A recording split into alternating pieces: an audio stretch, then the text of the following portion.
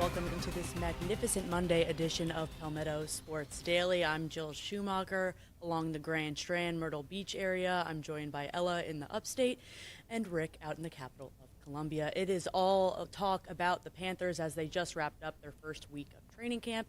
And here in South Carolina, we have a low country native in Monroe Freeling getting moved over to right tackle after the injury bug hit the Carolinas a little bit early. So we got to see how he's been adjusting. He did actually play a little bit of right tackle over at his time at Georgia.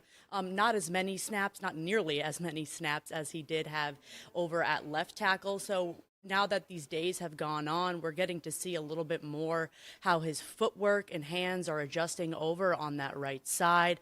It seems as if his strength and his athleticism is doing him justice, if you will. That's exactly the words that head coach Canales used to describe his adjustment during this training camp. But he used other words in what he needs to do to adjust to really be productive and earn that starting spot, which he will most likely be at over on that right side. Athleticism, length, sheer strength and power. He's gotten really strong, especially this summer too. He spent a lot of time on that. So I've really seen him. He's got all the tools to do an excellent job over there. Now it's just about getting comfortable on the right side, getting your sets right, getting your targets right in the run game. And that's the part that's been up and down a little bit for him. If he'd be up here telling you the same thing. There's stuff that he wants to work on. And again, just getting challenged by, Jalen Phillips every day over there on the right side. And, Pat Jones flips over, Princely, these guys challenging him and bringing out the best. That's one of the parts of competition is when guys are going against each other and challenging each other, it shows kind of the holes in your game and the techniques you need to work on. That's exactly what we need. And that's what Monroe's getting right now. Yeah, he'll be in pairing with Rasheed Walker over on the left side, the veteran of the NFL coming over from Green Bay for the Panthers. So it will be good for him to, as a rookie, to be working with the veteran, kind of learning the ropes, if you will. And you might think it might not be a massive jump from one side to another, but it truly is when it comes down to hand placement, feet placement, making sure you're getting all the technical stuff right. And that's exactly what head coach Canales mentioned, just making sure that they're battling being competitive early on in training camp so that any hiccups or mistakes in those technical details can really get flushed out early on in training camp before, obviously, the season hits. Yeah, I was talking to someone about that recently, and I said to them, I was like, imagine brushing your teeth every morning with your left hand when you're right-handed. It's a change in nature, it's a change in movement, footwork, hands, everything. So he's going to have a lot to work through as he kind of works out the kinks, but I mean, we've all seen that guy. I mean, he's an animal out on that field. In my opinion, he's going to have no problem adjusting and moving over there. We've, unfortunately, as you mentioned, Jill, seen a lot of injuries and different situations plaguing the Panthers defense already, which is not what you want to say when it is week one of training camp. Last week, our anchor, Caroline Soro, was out there at practice and the unthinkable happened. It was a tragic scene.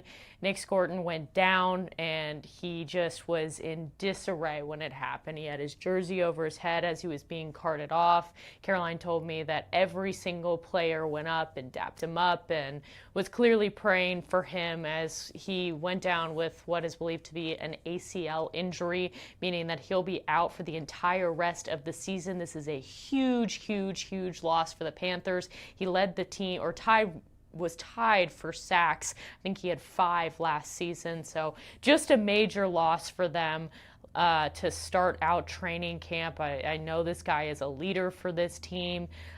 So definitely a lot of changes happening from a defensive standpoint for these Panthers. So Caroline Soro also got the chance to talk with the team and with players about this injury and how it's going to impact the team. And she specifically spoke one-on-one with Isaiah Simmons, the former Tiger, now Panther, about the injury and some other things as the Clemson Tigers prepare to start the season against LSU on September 5th. Here's that fantastic one-on-one interview that she did with Isaiah Simmons.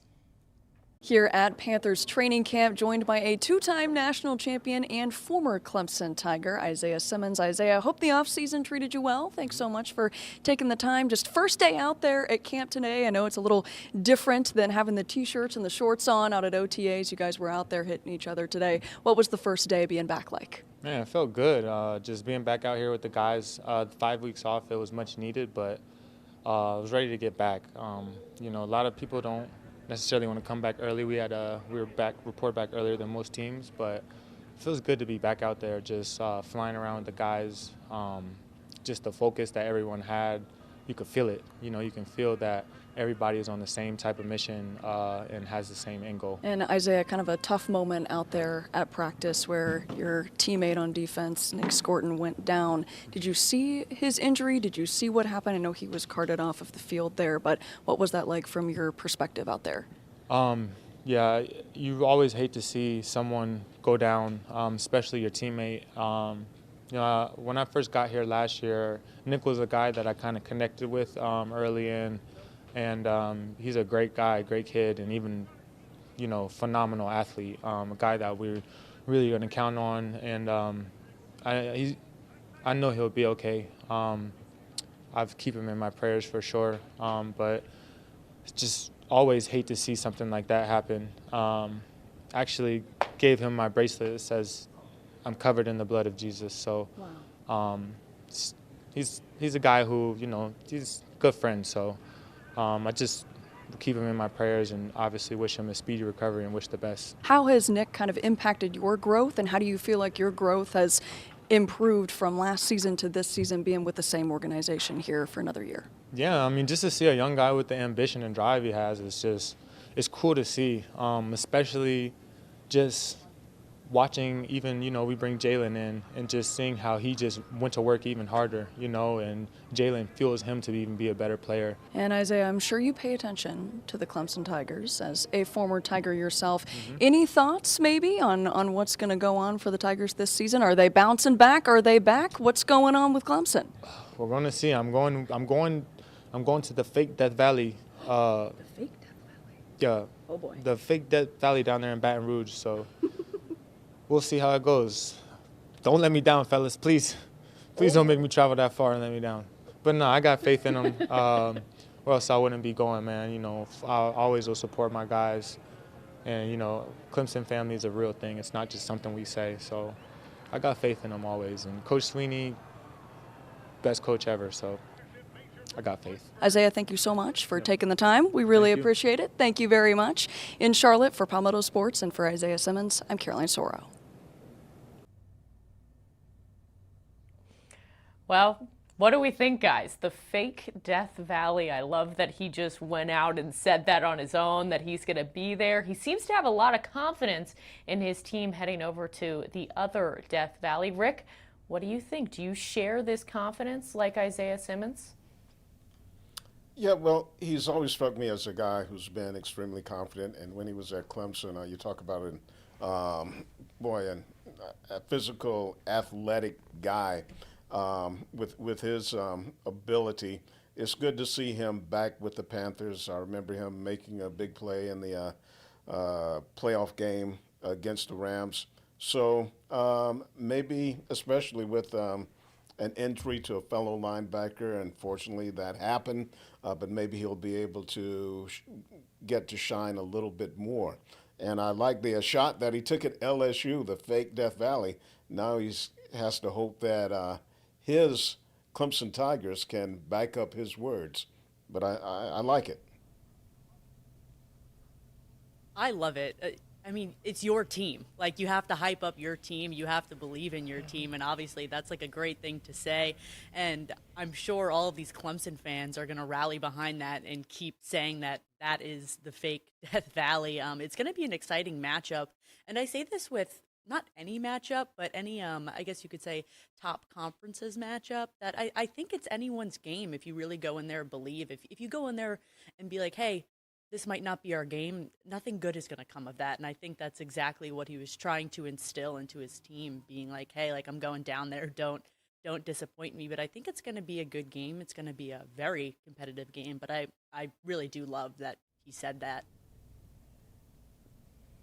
Yeah, I think it's anyone's game heading on to September 5th in the other Death Valley. I mean, Rick and I were down at SEC Media Days hearing from Lane Kiffin. Both of these teams are going to be working out some kinks. LSU's got a brand new coach, new quarterback from Arizona. So both teams have got a lot to figure out, and they're going to figure it out against some really tough opponents. So like you said, Jill, it's any man's game. We're going to take a break here on Palmetto Sports Daily. We'll see you after the break.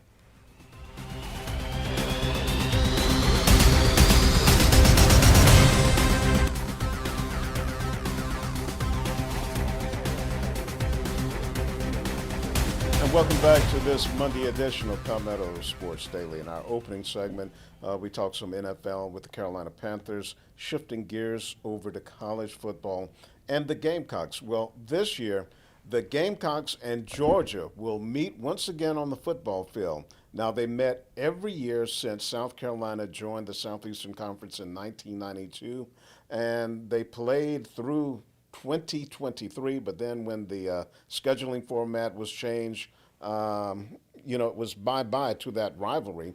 And for a long time, Carolina and Georgia fans, they first played in 1894.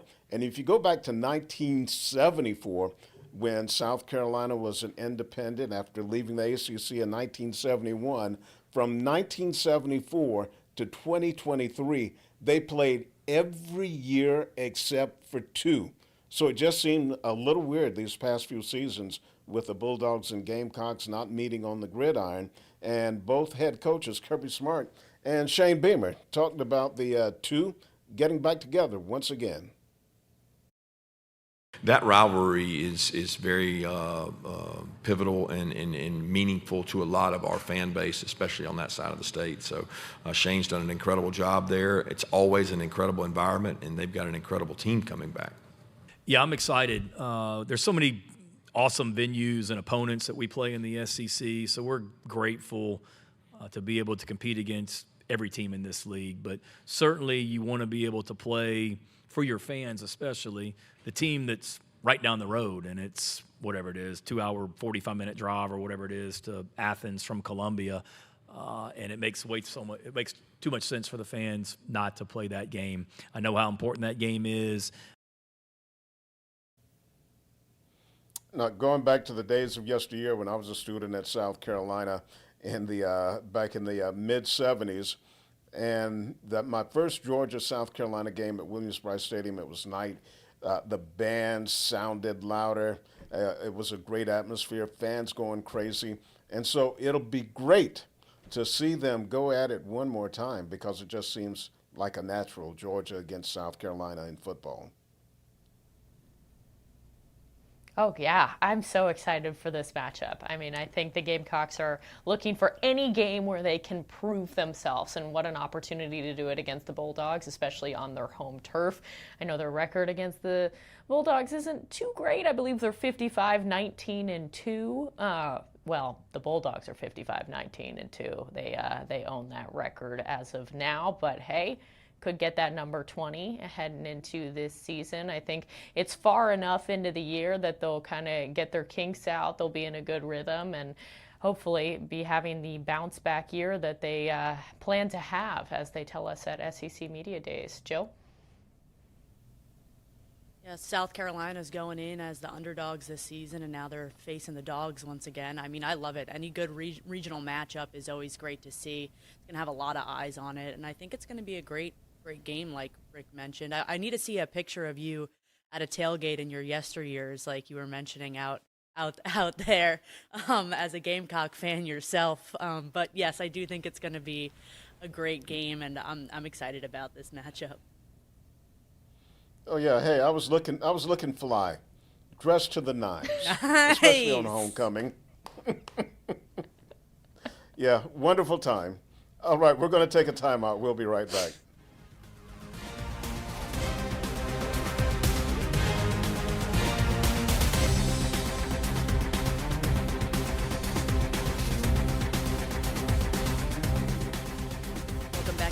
Monday edition of Palmetto Sports Daily. The Braves are coming off a series win against the Orioles. This is their first meeting of the regular season since meeting back during spring training, if you will. But this is a big win, 2 of those games going into extra innings. Last night, they picked up a 3-2 win, and it's really just showing that this team can kind of come in big when they need it after having that kind of a lull, if you will, in June. Not if you will, a major lull in June. They seem to have things going their way a little bit more, and they kind of need this, especially going into the series that they have starting today at 7:10 against the Mets. Their last meeting with the Mets ended in a tie, so they're going to want to pick up a win against their rivals. And a major get back for the Braves also happened today with Acuna coming back from a hamstring injury. After he had that injury is really when the June bug hit the Braves. So this hopefully will help them in a way at bat. But once again, you don't want to really rely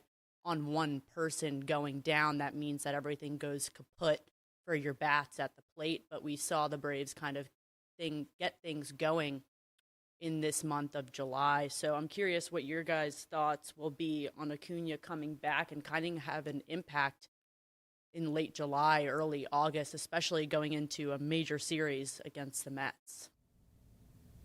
Yeah, well, I think with Acuna coming back, and if he can stay healthy, I like where the Braves are standing right now offensively, because some guys are really picking it up, like Austin Riley, who has struggled for a good part of the season, but lately he seems to be getting into a groove. And my man, Ozzie Albies, he's having a fantastic season. So if Acuna, if he can, because when he's been hurt in the past, it doesn't take him long to just pick up where he left off. So I like where the Braves are standing right now. Yeah, I mean, this is a huge get back for them. We've been talking about the lull that they went through in June. They scored the least amount of runs in the MLB in June of all of the teams, and that's when Ronald Acuna Jr. wasn't leading off on the plate. So having him back, I think, is going to be massive for this team offensively, just like you said, Rick. I mean, they need to get those bats moving. That is what was crushing them in June. So hopefully this is the game changer that can turn the season around for them. After they started so well, hopefully this will just be a little hiccup and then back to what they were doing at the start of the season. I think the crazy part is that they had that massive lull in June, yet they still sit at the top and hold a 5-game lead over the Phillies. It's impressive in its own right that you can have that bad of a month and still hold the league in your conference. But also, you talked about Riley. He's the one who gave them the push last night to take that game 3-2. And also, Albies is having a massive month at the plate, but also in that outfield. It seems as if the ball is just drawn to his glove. He had an absolute insane catch last night, but Acuna coming back will be great to see against the Mets, especially, like I mentioned, since their last series did end in a tie. But we'll see how the Braves do in New York starting tonight at 7:10. We got to hit a quick break here on Palmetto Sports Daily.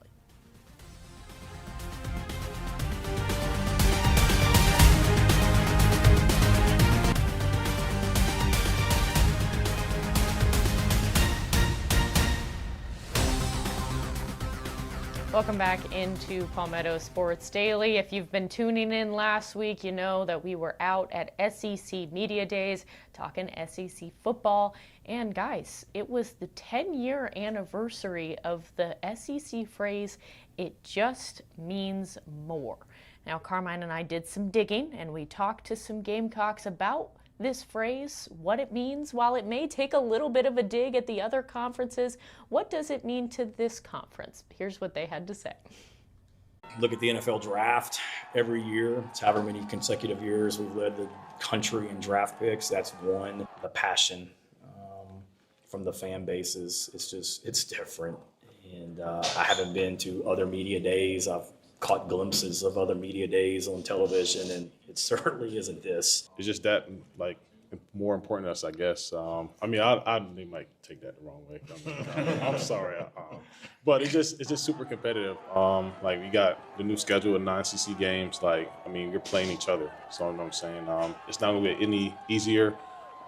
So just going to be more confidence, just want to play in. I think it's all of the above, the fans, the atmosphere in the crowd, the stadiums. I think we have some of the best stadiums in college football, the SEC.